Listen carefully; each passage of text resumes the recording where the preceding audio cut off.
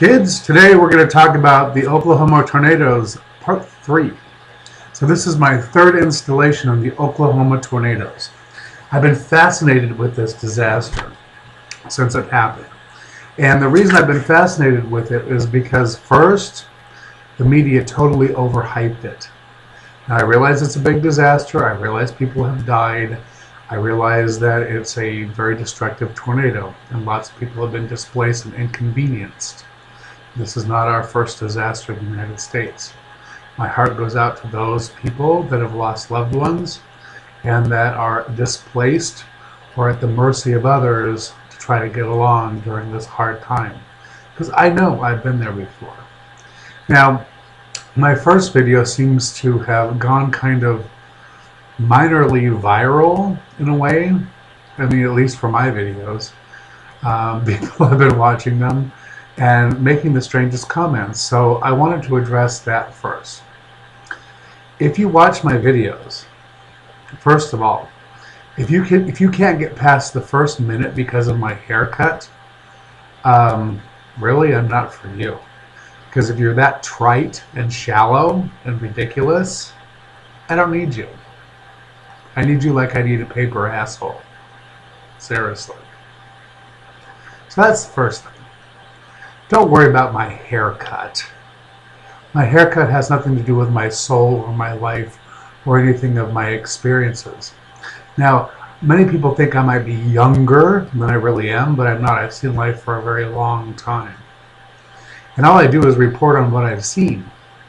So when I talk about things, it's really not about me. It's about what I've seen and maybe how we can make it a little bit better. That seems to escape a lot of people because everything around them is me, me, me, me, me, me, me. I'm not like that. I use some examples of my experiences in Florida as a state that has a lot of disasters and how people donate billions of dollars and they never get to those people. As an example. I didn't say, oh, poor me, I didn't get any help. But that seems to be how it came across to many of the viewers who obviously don't listen carefully. Now, I know you never blame the audience, you blame the orator, so I'm coming back to correct it. I don't feel sorry for myself. All I am is reporting the facts as I've seen them and witnessed them in my lifetime. People spend a lot of money to help others, and those people don't get helped. They just don't. You literally have to put on a show or nearly die to get any help from the government or from charities. Seriously. I have been there. I have done that. I have got the t-shirt and it's all good. So my point is this.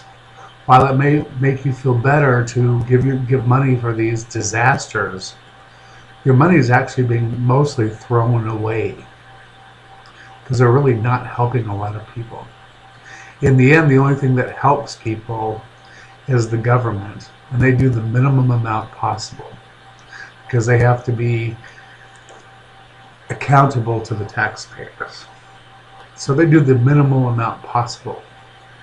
With these charities, not really so much. That's a fact. I've seen it. I've been there. I've done it. I've got the t-shirt.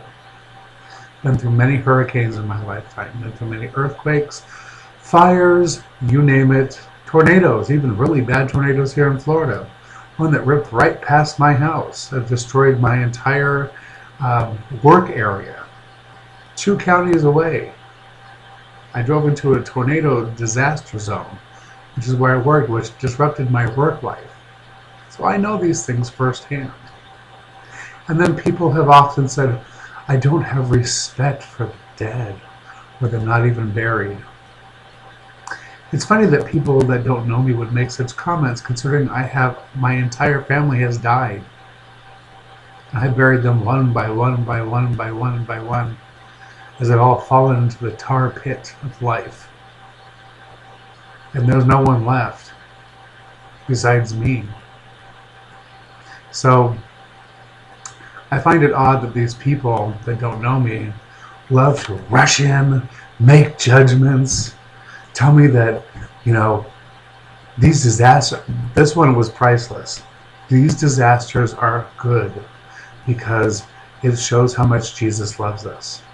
And Jesus has a plan for these disasters. It actually is a positive thing. I spoke with Jesus personally. Now, if you can believe Paul spoke with Jesus, then you should believe that I spoke with Jesus. And Jesus really had nothing to do with this. Jesus didn't teach any of the things that you think he did. Jesus only taught 3 things. A, don't be an asshole. B, you can do this too. And C, be nice. Get along. Take care of each other. Pretty simple.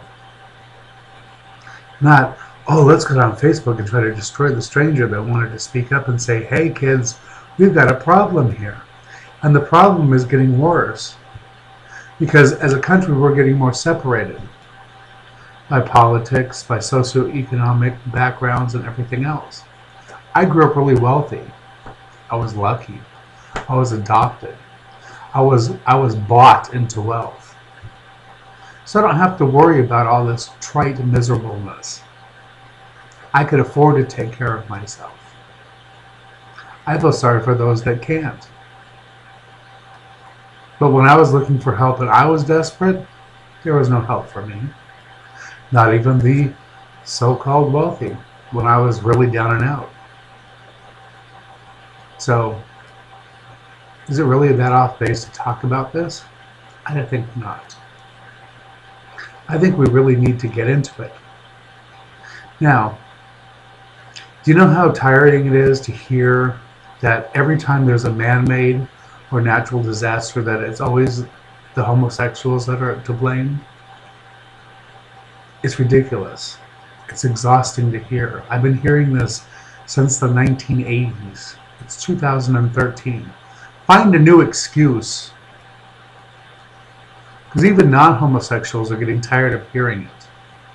It's a bunch of crap. Seriously. And if you think that your government's doing well for you, look who you're voting for. And particularly Oklahoma. Take a look at who you voted for over and over and over again. And see what they're going to do for you during this disaster. And see what they've done for other people in other disasters. And ask yourself, is this really what we need? Is this really what we deserve? Is this really what we pay our taxes for? Really? That was my message. It wasn't about me. It was about us as a group of people. And one last thing.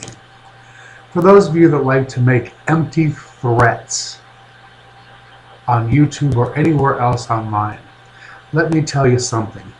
Look at the face. Take a nice picture. Look at it slowly. Figure out where the hell I live and come and knock me off. I've been sitting at the bus stop waiting for death for over 25 years. And I'm still sitting here waiting patiently with my toothbrush. So if you think you're all badass, take me out of my misery. Seriously. Otherwise, stop the empty threats, because they just get me excited about going again. And then you never mean them because you're not man enough or woman enough to do it. So knock it off. Free speech is free speech. You might not like it, but it's here to stay.